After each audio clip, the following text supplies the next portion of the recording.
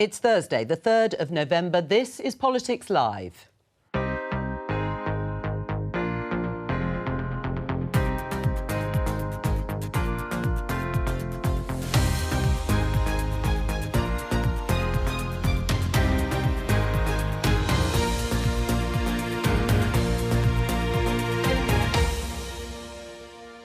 Joining me, we have Conservative MP Bob Seely, Liberal Democrat MP Wendy Chamberlain, journalist and New Statesman columnist Paul Mason, and The Sun on Sunday's political editor Kate Ferguson. Today, the Bank of England raised interest rates to a 14-year high. Will it add to the woes of those struggling to cope with the cost of living? The basic things that people need is a roof over their head to be able to keep warm and to be able to eat. And it feels like all three elements there are being attacked. This government will take the difficult decisions. That means decisions of eye-watering difficulty. Tax rises and spending cuts are on their way. Are they really unavoidable? She's broken the ministerial code, lost control of a refugee centre and put our security at risk. Have the Home Office failed in response to the migrant crisis, Home Secretary? The Home Secretary under fire as council leaders, the courts and even the Albanian Prime Minister all pile on the pressure. We'll hear this council leader's concerns about the pressure they are under from Channel migrants. This was just a drill, but what is the risk that Russia uses nuclear weapons in Ukraine?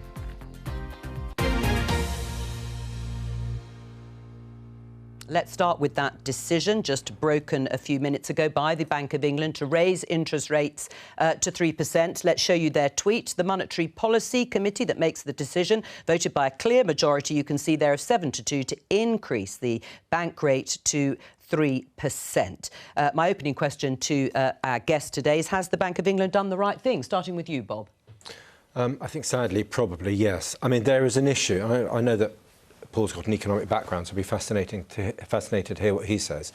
But I think there was a slight issue about whether interest rates should have marginally gone up maybe a year, 15 months ago, when you had signs of growing inflationary pressures in the economy. And I think, sadly, now we are playing catch-up to that. We've had, for the last 10 years, historically very low interest rates, and we are now going back to a position which has been, certainly since World War II, more normal. So yes, we are unfortunately moving that. We're on trend with the United States. So the US, the Fed has put up its own interest rates by 0.7.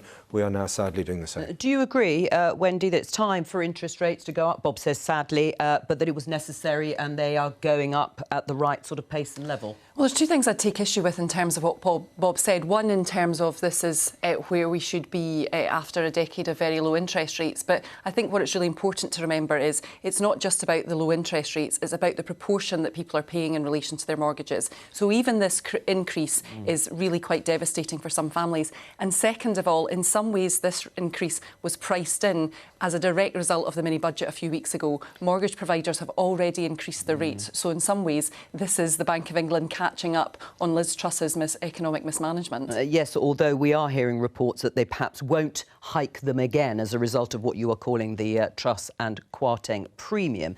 Has the Bank of England done the right thing, Paul Mason, by lifting them to 3%? I certainly hope they don't lift them much more.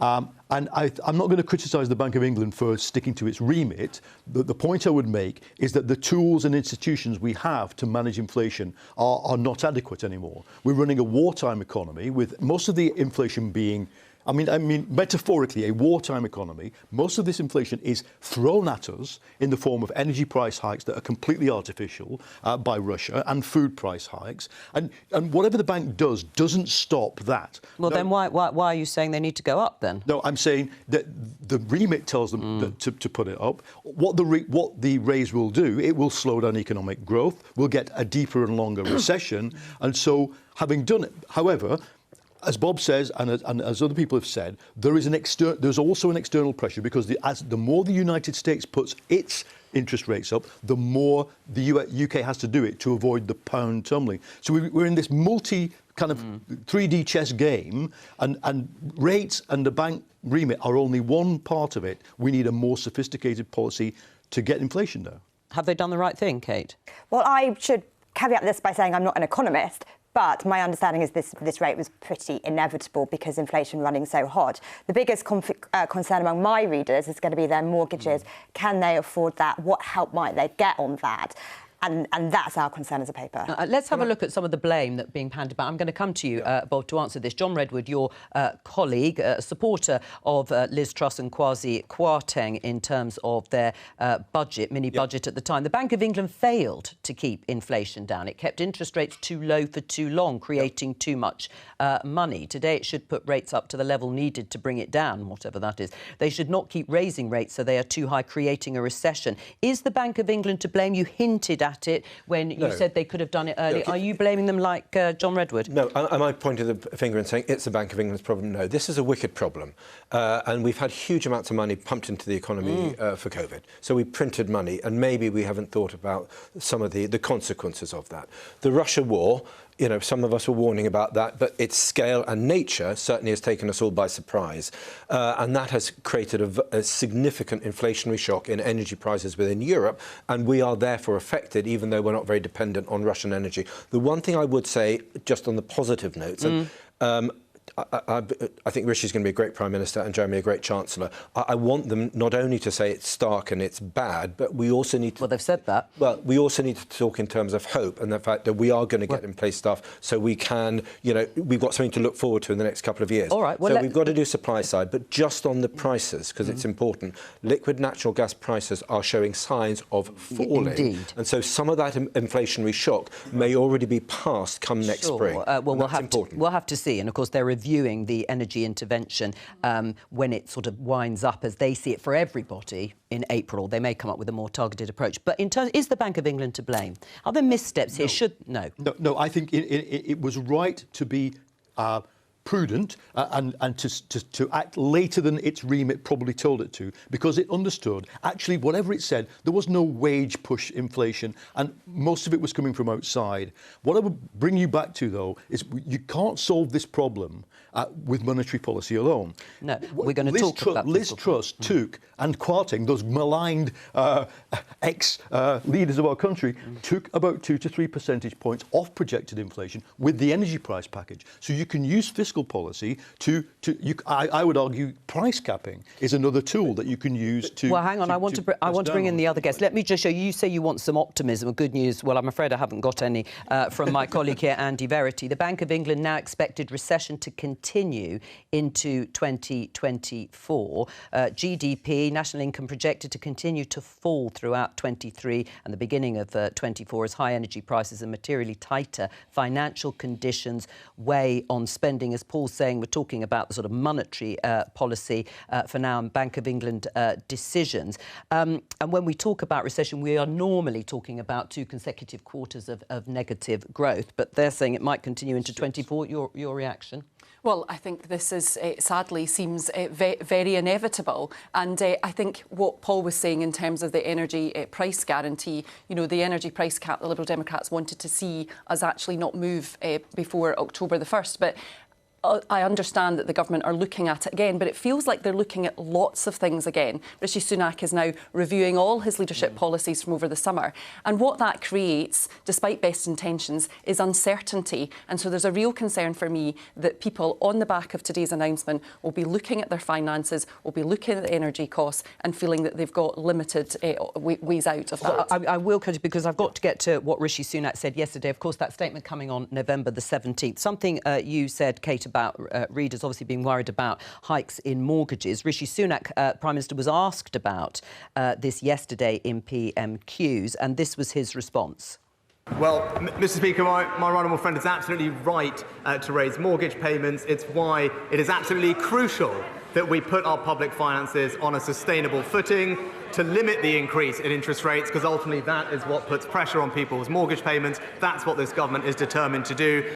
So balancing the books and austerity, Bob, that's what we're looking forward to. No, I mean, what I'm looking forward to is getting on with some of the supply side reform. I'll give you an example. Camp Hill prison site in my constituency, it's been empty for years. If the government lets us get on and puts an investment zone there, we can get on building homes there, we can create hundreds of jobs. It's a brownfield site, one of the few we have on the island. Yeah. We need government to start gripping stuff and getting those quick wins to get the economy going so we can lessen the recession, get out of it more quickly by getting people working, getting people in jobs, building homes on brownfield sites. You're not talking about greenfield. We're very sensitive about that, but those brownfield sites, let's get them prioritised and let's get building on them. Do you see that happening anytime soon, Kate, in terms of Tory MPs' support for the sorts of things that Bob is outlining, reform to planning? I would agree with Bob. We should build more stuff. Sunday, always in favour of building more stuff. Is that easy in this Parliament? Rishi Sunak has a theoretical majority of 80. The reality is he barely has a majority at all because they're so factious. So the danger is that Bob is right. You lose the growth agenda by just trying to put one step in front of the other over the next 2 years. But I think when we talk about interest rates, mortgage, the thing that we're losing sight of sometimes is the reality for people. We're going into a huge, deep recession. People might lose their homes. Mortgage rates are going up so much. Inflation's running sky high. And I think the crucial thing for this government is to try and lessen the recession as much as possible, but provide some help for people and some vision for how we will get growth moving again so this recession isn't just endless. I mean, austerity is inevitable, isn't it, Paul? Because Labour is also signed up to balancing the books one way or another. The public finances of this country are not in crisis. I mean, literally, we have a debt to GDP rate of 100%. That's highly sustainable. It's not ideal, but 20% worth of that comes from COVID. It's highly sustainable by all measures.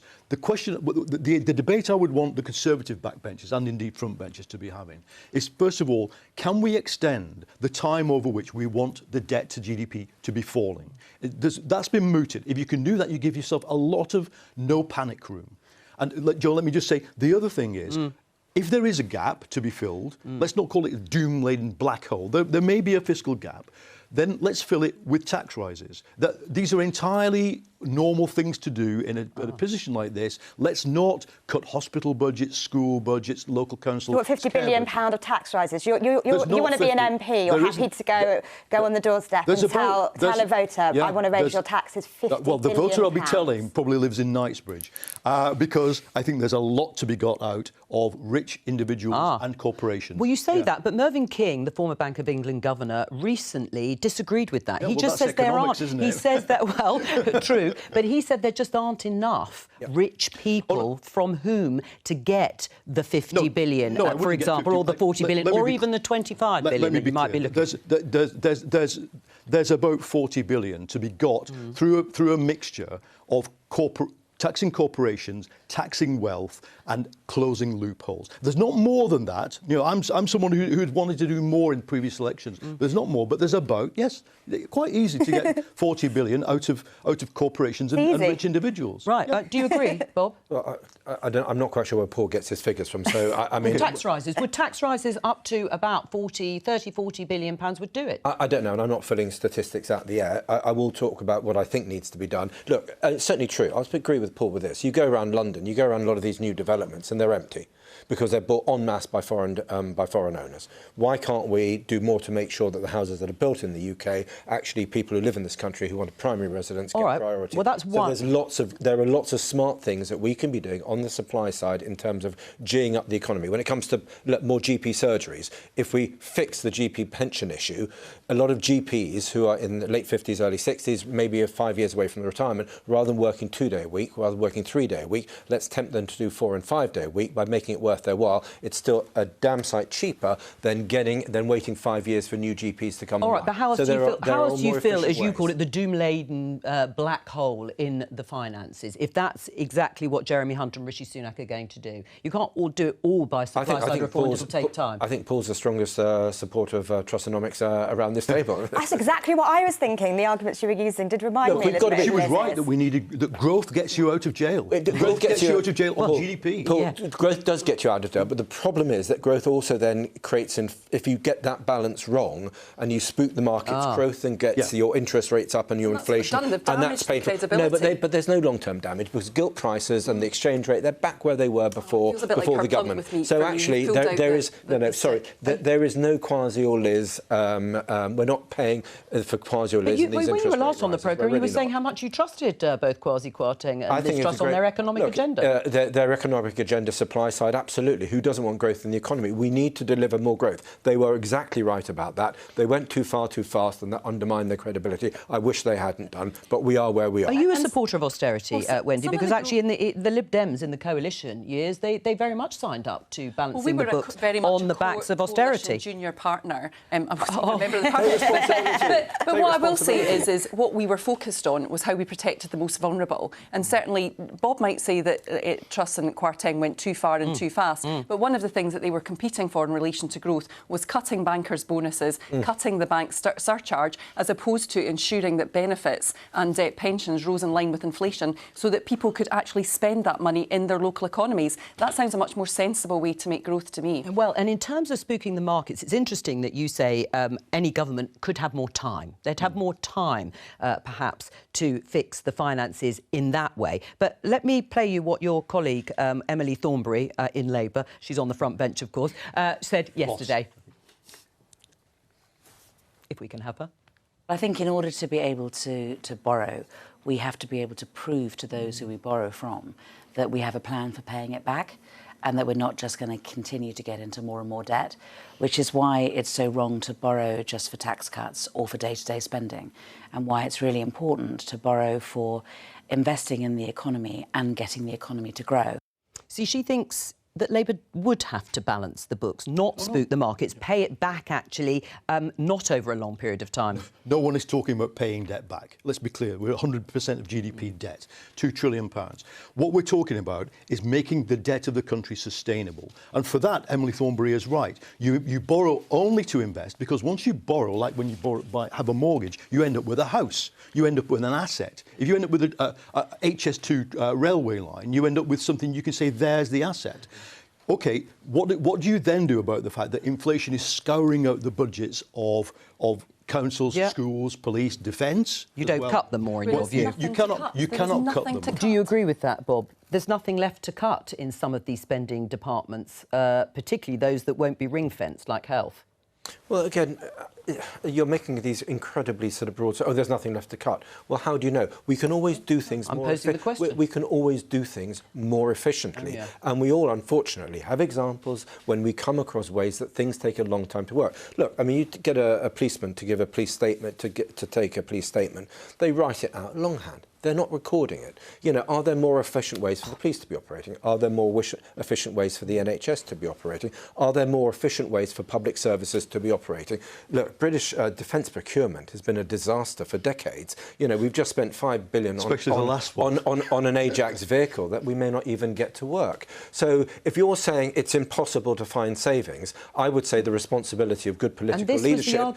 But this was the argument I heard from Conservative MPs during the coalition years. During the coalition years, when there was austerity, they said exactly the same thing. And now there's been a reaction and a sort of a response, which is re-employing a load of police officers, 20,000, so the government keeps saying. So is it the right thing to do to find more cuts in departmental spending? But you can do things more efficiently, and the way of, the duty of political leadership in our era is to do that. Can I just say something about austerity? If you look at Greece, if you look at Ireland, they had 25% massive cuts in GDP, government expenditure. That was austerity. What we had in this country was a slowdown of the rate of government increase in spending. So let's have a sense of proportion and let's try to get the state working more efficiently so that we can do more good with less and get more money back in people's pockets. Is it there, Paul? Kate's readers want. Paul, is it there? Are those efficiencies there? Are those savings there? not enough. And some of them are self-defeating. If you look at the Institute for Government, which did an excellent report this week about what can you cut, it points out that, you know, if you start cutting proactive children's services, preventive health stuff, then later down the line you just end up with more, you know, more acute need, and it costs more. And that's a principle throughout the public services that we know, because for the last, 8 of the last 12 years, we did have austerity. And what did it do? It produced something like 350,000 excess deaths. And you imagine the ill health and misery, to be honest, that went along with that. That costs money. So it's a false economy, I think, sometimes. There are always efficiency savings to be had, but they're not going to get us out of jail here. There are efficiency savings to be had, and whenever someone tells me there isn't, I do wonder how often they use public services. There are. Anyone that's been through the state school sector like me, NHS sector, you can see there is waste. However, there's a reality to it, whereas you've got to, people are telling us, economists are telling us, you've got to find £50 billion. Now, I think whatever side of the political spectrum you're on, you're sugarcoating it if you're telling normal families that that's not going to be painful. Now, if you're going to clobber them with £50 billion worth of tax hikes, well, what are they going to go home with at the end of the month? But spending cuts equally may well be painful. But there is a responsibility among all politicians and public servants to make sure you're using money efficiently, because I know when we take home our wages, we sure as hell make sure we use our money efficiently. Well, let's look at those tax hikes, and I'll come to you, Wendy. The tax hikes that you talked about, show us your homework. Where are those? Where's that money going to come from specifically in the tax hikes you're talking about? Funnily enough, the MP Richard Bergen, a great length, read it out yesterday on this programme. He did. Were you listening? I was listening. and look, let's give one example. About £3 billion from cancelling the non-dom status. About £2 to £3 billion from cancelling charitable status for private schools. It adds up. I think I've written in the New Statesman, if you had to reinstitute Rishi Sunak's recently cancelled hypothecated national insurance rise, that gets you about 15 billion. It's not great, and I would argue for alternatives to it. But if we have to do it, then let's do it for the sake of demonstrating fiscal credibility. But let's not cut the budgets of schools, hospitals, police and defence. When you hear that 9 in 10 schools are potentially facing the energy increases that they're having, and, you know, I was reading an article about somebody whose mum and sister are both volunteering in the school. You might say, Kate, that there's some waste, but I'll tell you that in terms of waste, what I see is 4 billion in COVID fraud that I don't see any activity from the government in terms of trying to recover. And that's the challenge in terms of, if we are expecting people to take the pain, we need to demonstrate to them across the political spectrum that we are up for tackling some of these inefficiencies. Very briefly, because we're going to move on. Disagree on COVID. Four ideas for saving people money. Firstly, if you want to save government tens of billions, you scrap the white elephant turkey, the turkophant, that is HS2. If you want to save people hundreds of pounds off their gas bills, you instigate British summertime so that you have an hour extra of daytime at the end of the day. You get people to turn down their boilers to more efficient boiler temperatures, and you have a minimum price for alcohol in supermarkets, so you encourage people to use pubs. Right. You do that, again, that's going to impact on I love the manifestos, that we're getting everyone's individual manifestos.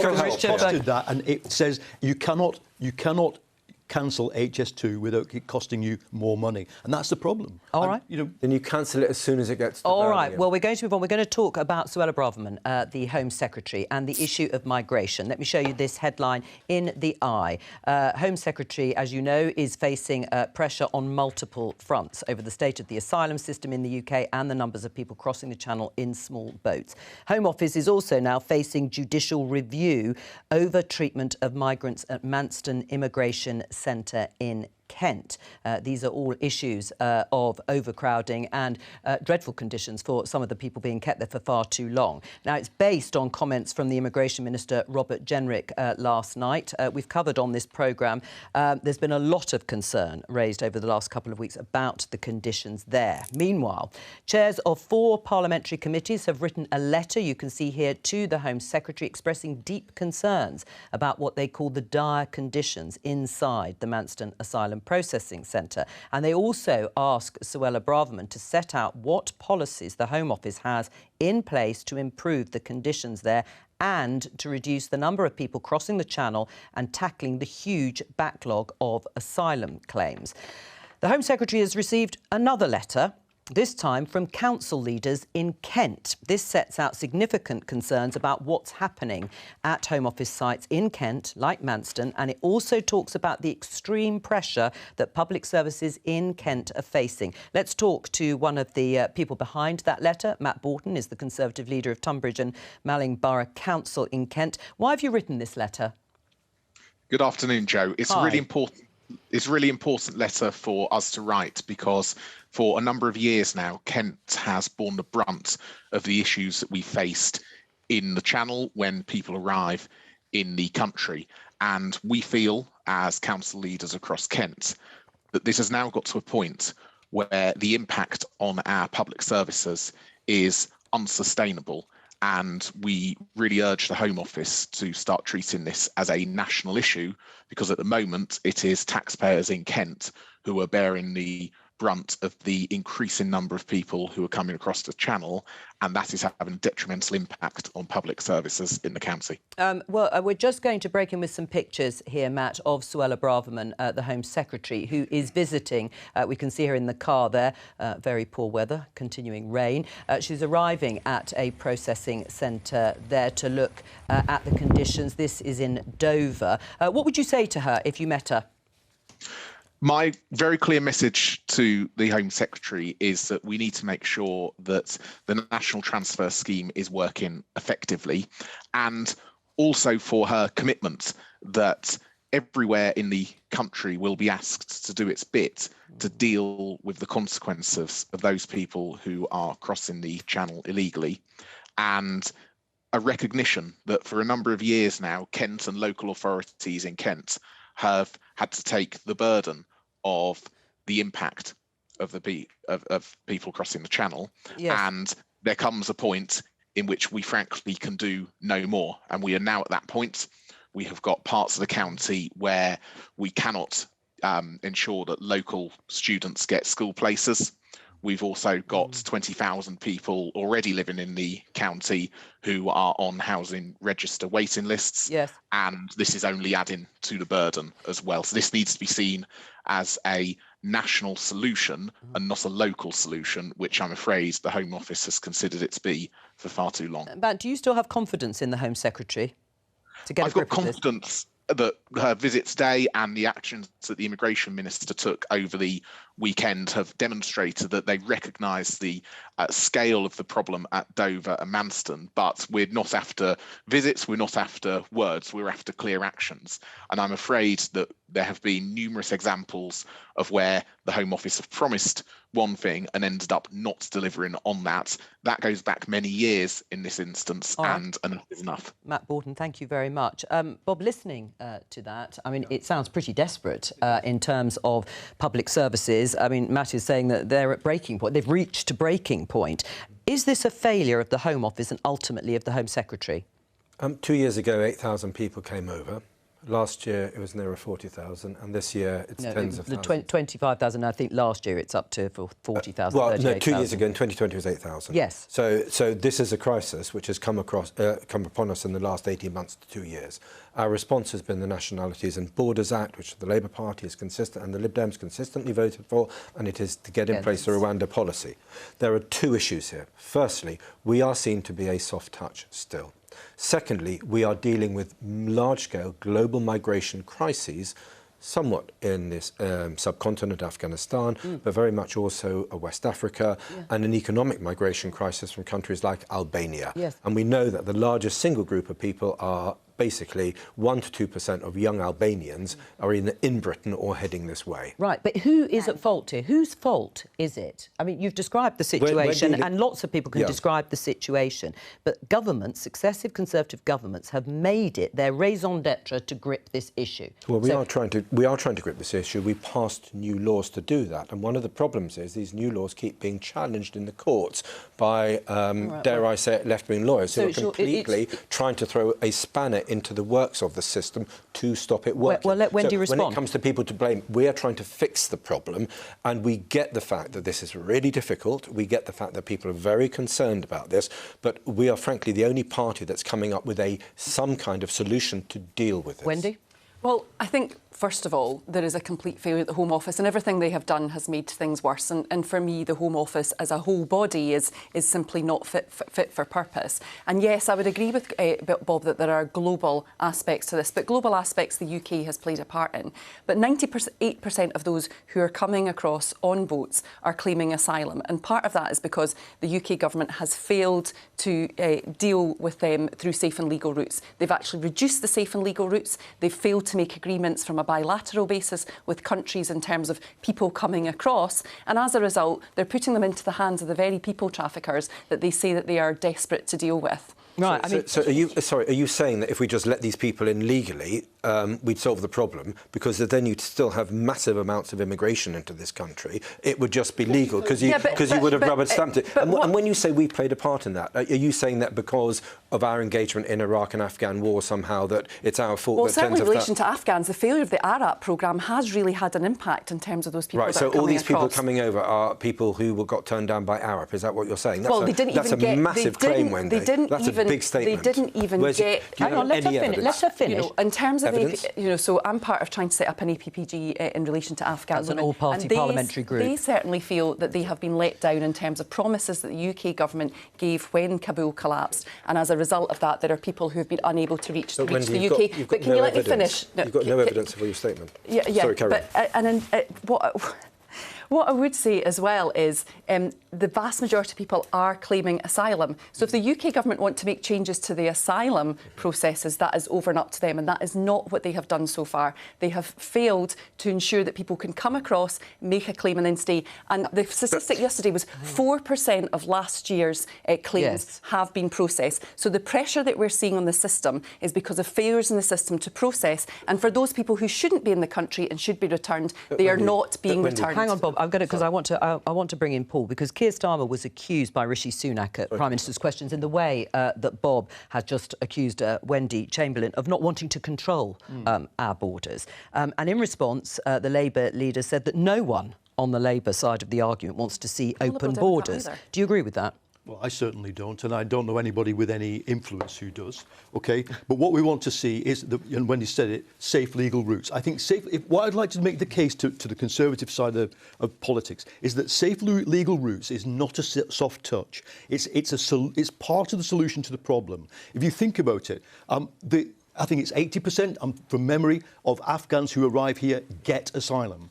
90% of Iranians, for obvious reasons, get asylum. Weirdly, for some people who don't like them, 50% of these Albanian men that everybody's hating, they get asylum. Why? Because the world is a horrible place, as you as an ex-serviceman know.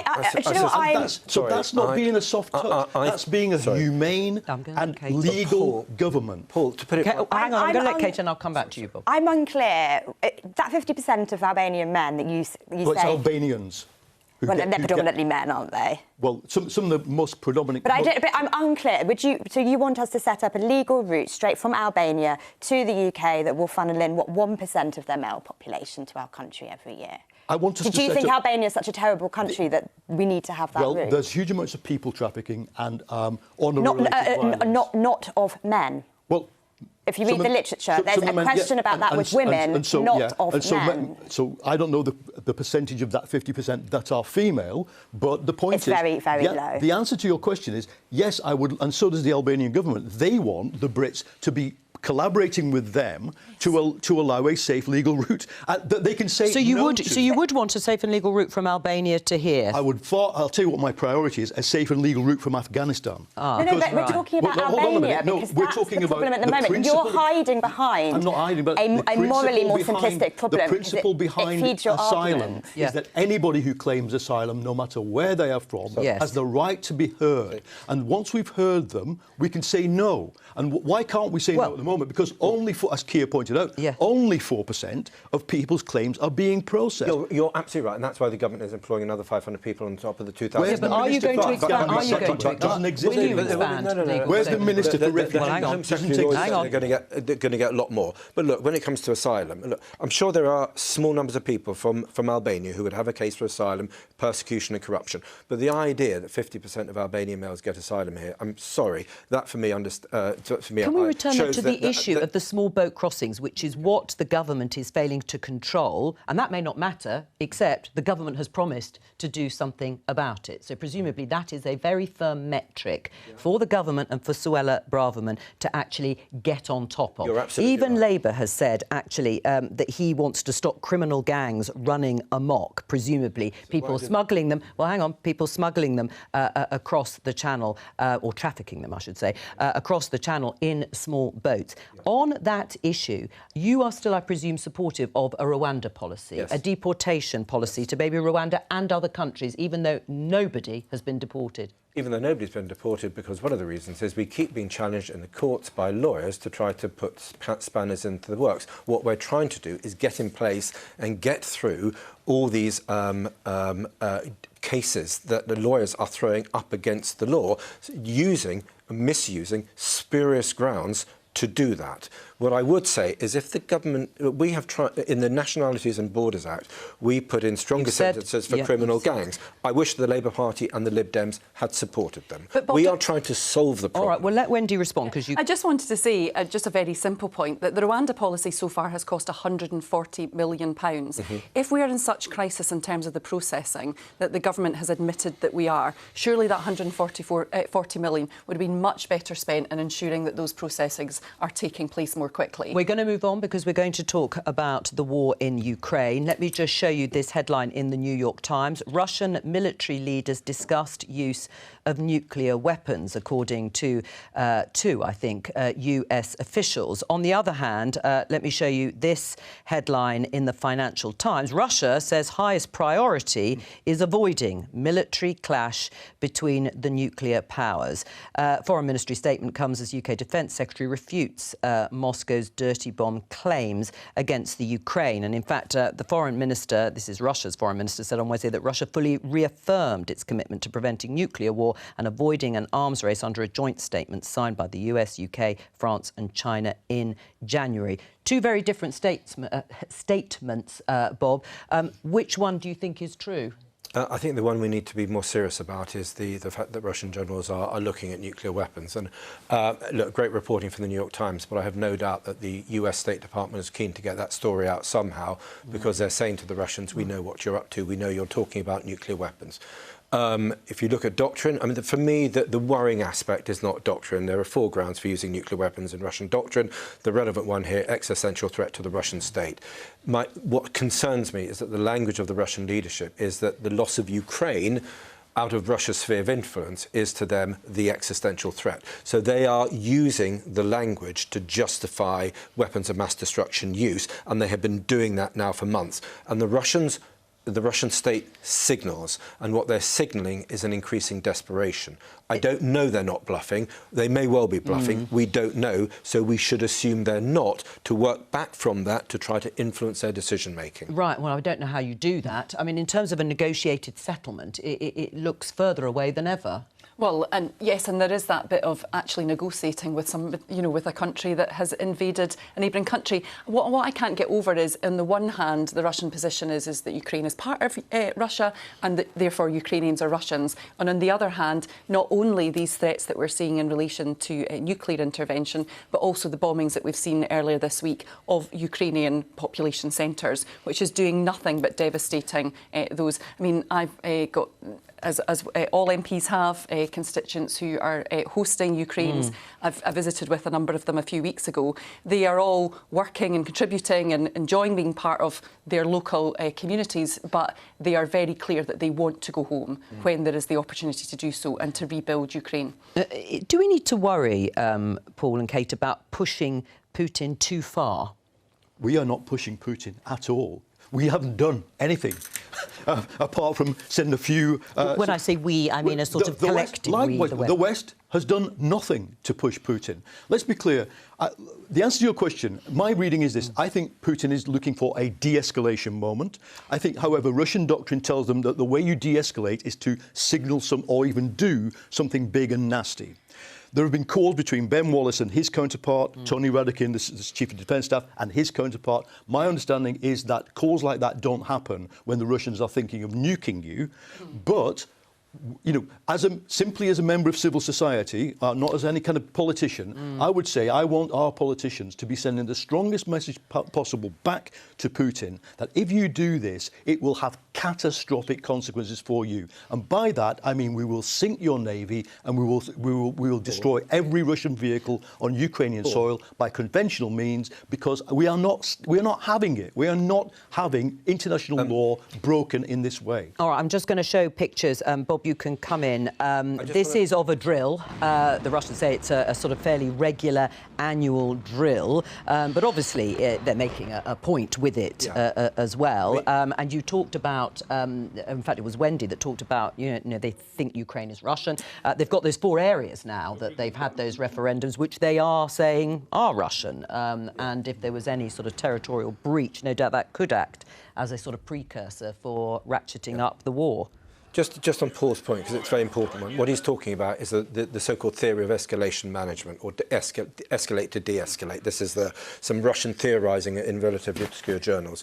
The one thing I would say is that we need to be consistently very, very careful in our language. And the danger is that we effectively allow Putin to have a war directly with the West. So if they do use nuclear weapons and we strike back, and NATO forces, US forces, then strike back directly against Russia, that actually may be what Putin wants in order to justify the next stage. So I don't think we should be doing that, because if you are trying to avoid a nuclear war with somebody, you don't give them the escalation. What deterrent message would you send? I would take a list of things. OK, you find all Putin's money abroad. You give the Ukrainians enough weaponry to actually escalate and drive out the Russians. You do much more to isolate the Russians in the developing world. So you do everything short of that direct war, because Putin's message to the Russian people for 15 years, but especially in the last 6 months, is that they are at war against the West. And this mobilisation state was created years ago. We have to be careful of that. So in terms of what Bob said there, there's a lot of different things in there, but one of the things was there in terms of Russian money. The Golden Visas report that was commissioned by when Theresa May was Prime Minister, it's complete. Where is it? Why has it not been published? Why are we not discussing that? It's clear that there's still there's a lot still to be done from a UK perspective on some of those issues. Do you agree that sort of strategy would work better? What Bob's talking about is short of conventional head-to-head. I wouldn't bomb Russia, but we have the problem we have is we're flying blind in understanding the effect of our own messaging. It's quite possible that what you just said, go after the money, give the Ukrainians some weapons, could be interpreted in the Kremlin as a signal, go ahead and do it. And because you speak to the professionals better more frequently than I would, that is the dilemma of every Western leadership, of judging what the deterrent message has to be. What I didn't say, and what I would rule out as a deterrent message, is that we will escalate in nuclear. No, for sure. I think we have to avoid that. We have to create an understanding in the political class that is not an option for us. What about public support and public support for ongoing assistance? A poll by Ipsos a few days ago indicated British public continue to support military assistance to Ukraine. Do you think there's a limit to that support? The danger is that we start coming up against that limit. Now, I think us as a paper, the whole country has been hugely supportive of Ukraine, and we want to stand strong and firm on that. But the danger is that as winter bites, as prices continue to escalate, as people feel a recession, that might wobble. And that is just a reality politicians may have to deal with, and they may have to make the case and argue that solidarity with Ukraine is more important than ever, and that's up to them politically. I would say this discussion between Bob and Paul, it gets to the heart of the quandary facing the entire West, right, which is, no, we're not going to go to war with Russia. Why not? Because we're NATO, they're Russia, we both have nuclear weapons. So what happens if Putin does what was maybe unthinkable not that long ago, which is use a quote-unquote tactical nuclear weapon in Ukraine? How can we respond? Now, my readers will be probably alarmed to think there was any more Russian money hidden here that we hadn't already got out of the country. Certainly, we fully support kicking that dirty money out, clamping down on them as much as possible. But there is a harsh reality, and it is one that is hard for us all to swallow, which is if Vladimir Putin goes nuclear, what can we do? I'm afraid I don't have an answer. No, and on that, I'm afraid no one else can offer one because that's all we have time for today. But thank you very much to all of my guests today. And Politics UK will be back tomorrow at 10 a.m. From all of us here, bye-bye.